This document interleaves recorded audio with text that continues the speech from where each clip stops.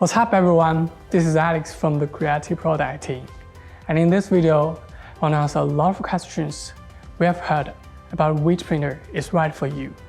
This is a buyer's guide for two new printers, the Ender3 V3 SE and its Kleber sibling, the Ender3 V3 KE.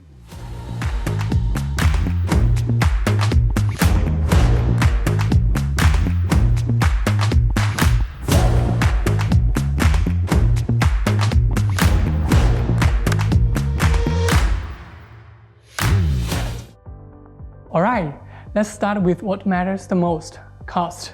How much do I have to pay for what I'm getting here? The V3 SE's standard price is $199 USD. It's the absolute king of affordable new entry-level 3D printers. The V3 KE is $18 more at $279. So that's what we want to explore today. Are the features in the KE worth $18 to you?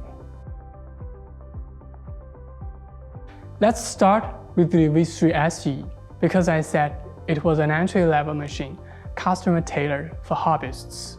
A veteran in the 3D printing community would likely call it a foolproof option for newcomers. Easy setup, easy slicing software, easy printed with a single button touch, etc. Every aspect happy for the beginners.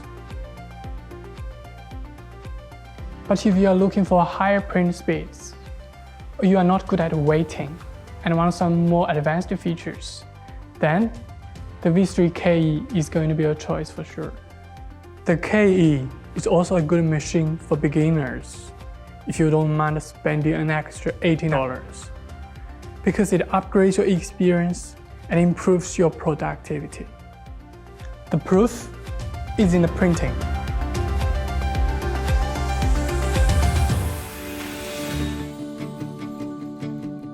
In terms of speed, starts at 250 mm per second at maximum, and a regular speed at 180 for the V3 SE.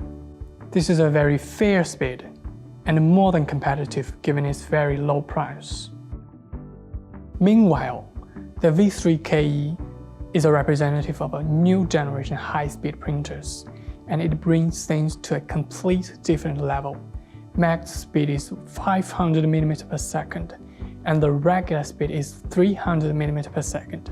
That's right, I said 500.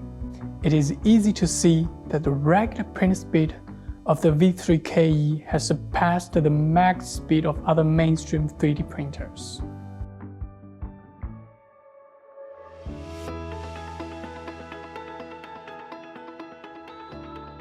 As a new member of the prestigious Ender3 family, no doubt, the V3 SE can deliver decent printing results, thanks to its rigid dual Z-axis and Y-axis using a pair of 8 mm thick linear shafts.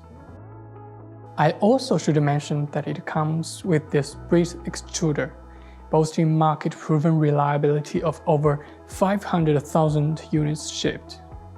On the other hand, the V3 KE is equipped with the precise X-axis linear rail, which is normally the standard configuration for higher-end machines, further strengthened with smart algorithms including input shaping, which helps mitigate the printer's vibrations for minimal ringing or ghosting, and motion advance, which helps optimize the feeding flow for fewer blobs and others.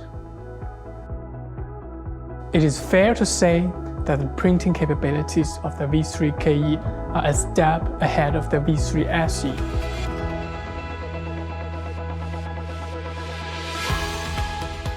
Ender3 V3 SE comes with an auto calibration system, making annoying paper tasks better leveling a history. On the other side, the V3 KE is highly automated. Besides the auto calibration system, both the line printing and cloud printing are supported. And again, smart algorithms helps optimize printing results without the need for any expertise in tinkering with the machine. One tap and you'll get excellent models. A filament sensor is also included, so that you don't have to worry about filament running out.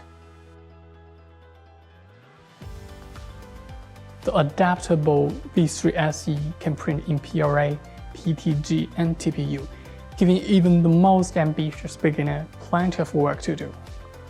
The robust KE is able to also add higher temperature filaments to its arsenal, including ABS and ASA. This will satisfy even those with industrial-grade curiosity. Okay, let's recap those main points to help you make a final decision. We really hope that this guide has been helpful. See you guys next time. Happy printing!